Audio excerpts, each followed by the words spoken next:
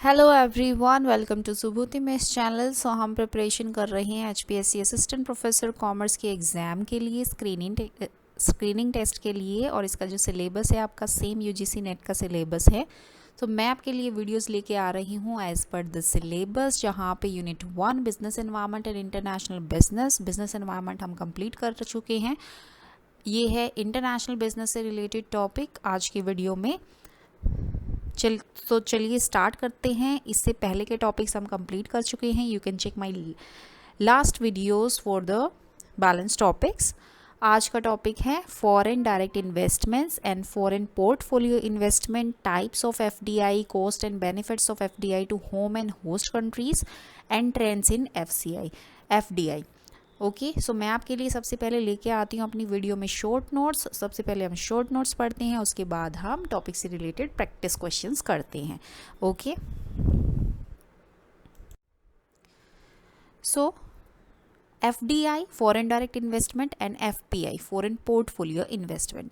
सो FDI की definition क्या है? Investment made by a company or individual in one country into business interest located in another country with the intention of establishing a lasting interest or control.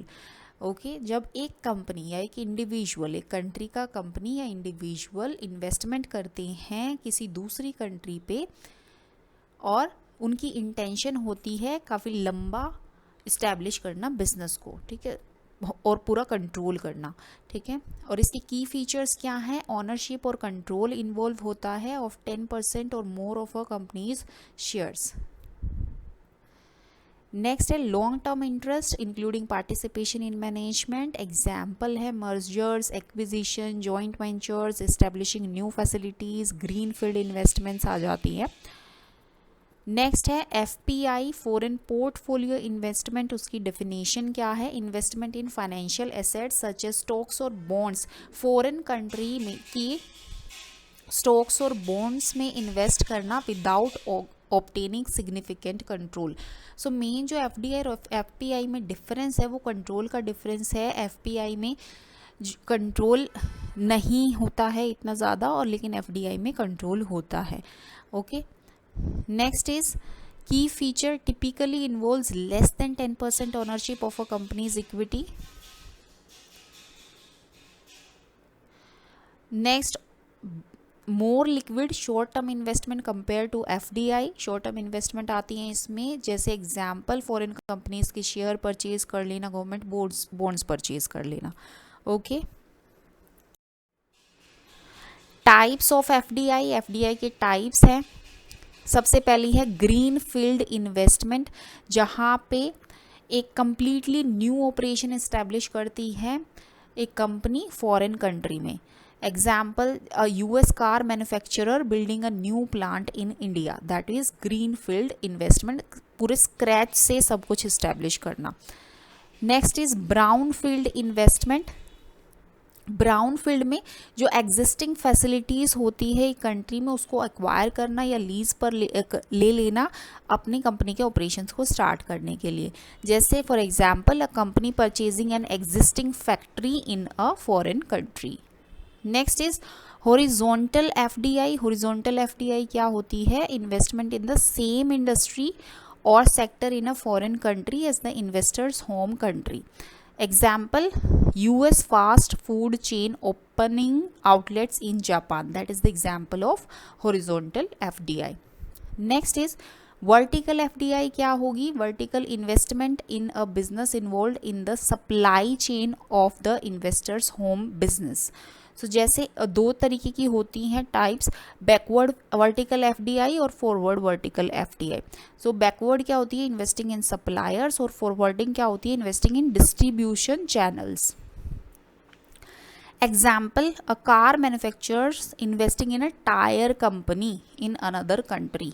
Okay, so that is the example of vertical FDI.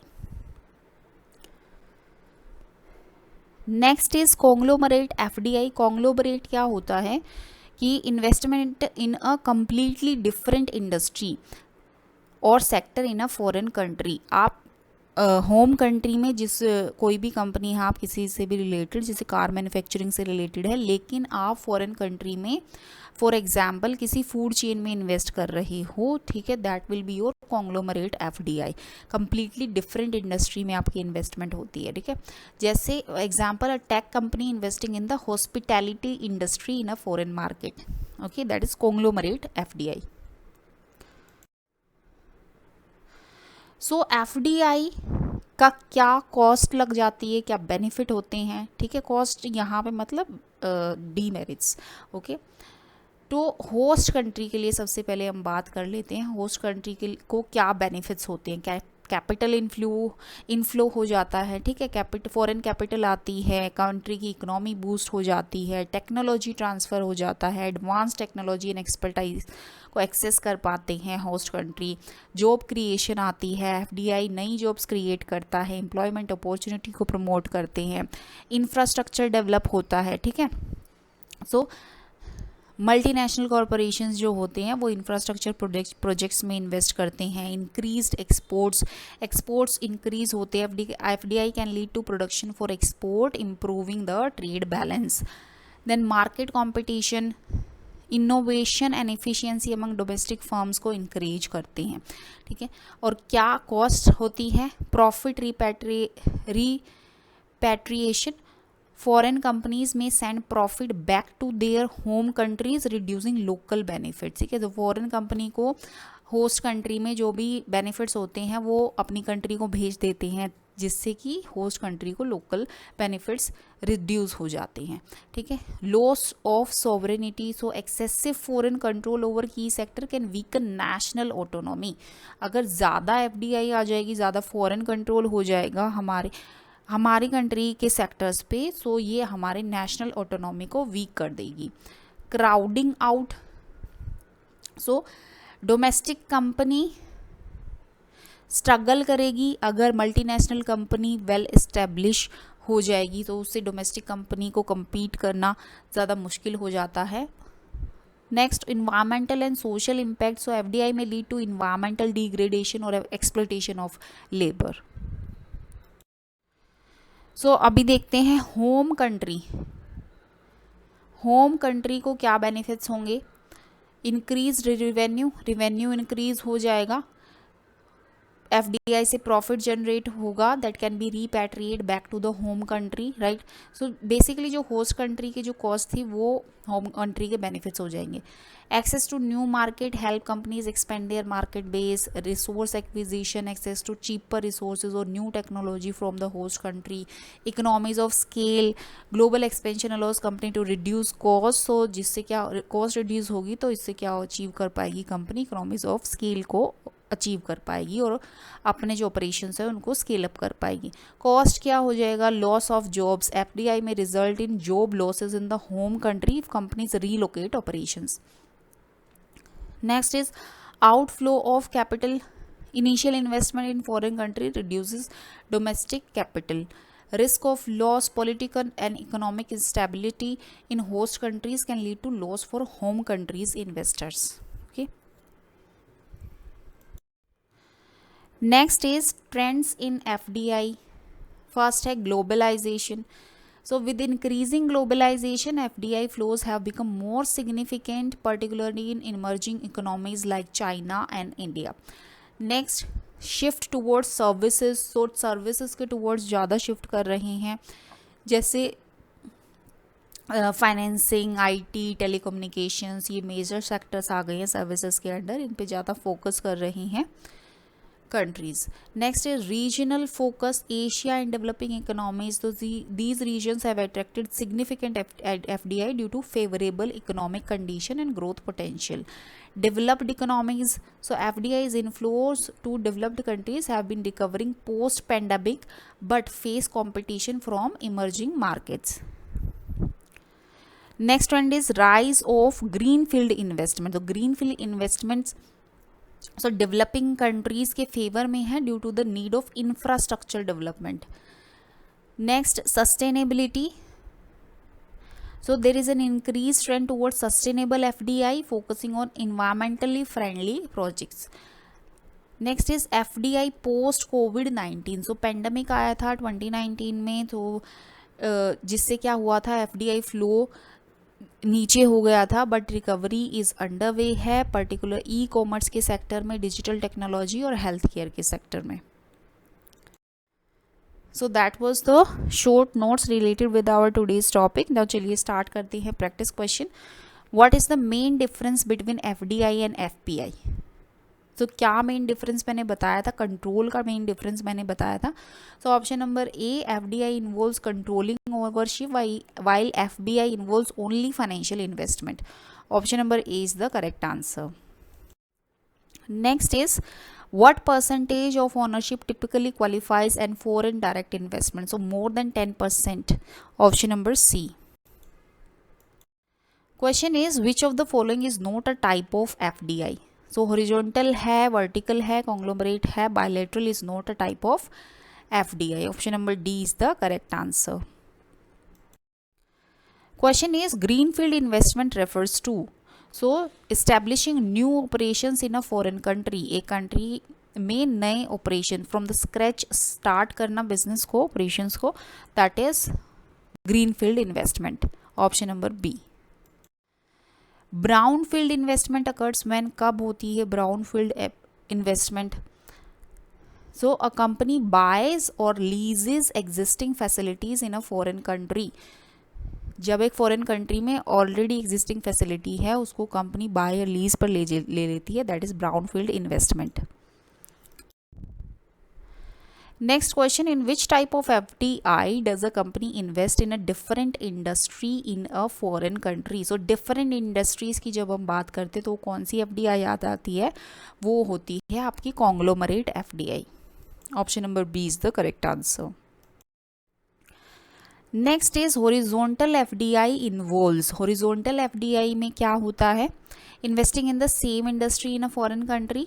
Yes, option number A is the correct answer. Same industry में invest करना, ठीक है। Different industry में करना उसको क्या बोलेंगे? Conglomerate, right.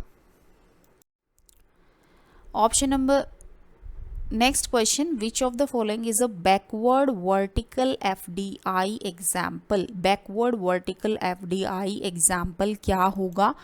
तो जब a car company investing in a steel plant to produce car parts, एक कार कंपनी जब स्टील प्लांट में इन्वेस्ट करेगी कार पार्ट्स को प्रोड्यूस करने के लिए, that is option number C will be the backward vertical FDI example. Next is which of the following is the benefit of FDI to the host country? Host country के लिए इनमें से कौन सा बेनिफिट होगा? Outflow of foreign currency, technology transfer, repatriation of profit, increase in foreign exchange reserves. So option number B, technology transfer. Next question is which of the following is a cost of FDI to the host country? Host country के लिए इनमें से कौन सी cost होगी? Job creation, increase export, loss of domestic control in strategic sector, infrastructure development. Option number C will be the cost of FDI in the host country. Next question, which of the following is a key benefit of FDI for the home country? Loss of job, capital outflow, profit repatriation, resource depletion. Option number C, profit repatriation is a key benefit of FDI for the home country. Question is, a key cost of FDI for the home country is?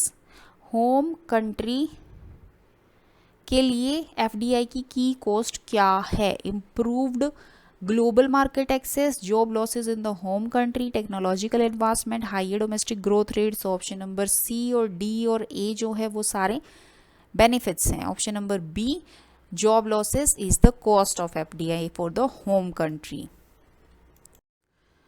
Next question, what is one of the major benefit of vertical FDI to the host country? Increased competition, reduced technology transfer, enhanced supply chain integration, lower exports. So option number C, enhanced supply chain integration is the major benefit of vertical FDI to the host country. Next is, which of the following is not a trend in FDI? increase in greenfield investment, focus on emerging markets, shift from manufacturing to service sector, decrease role of multinational, no, यहाँ पे increase हो चुका है multinational corporation का, so this is not a trend in FDI. Option number D. Question is, which sector has seen a significant rise in FDI in recent years? So service sector, IT, finance and telecommunication.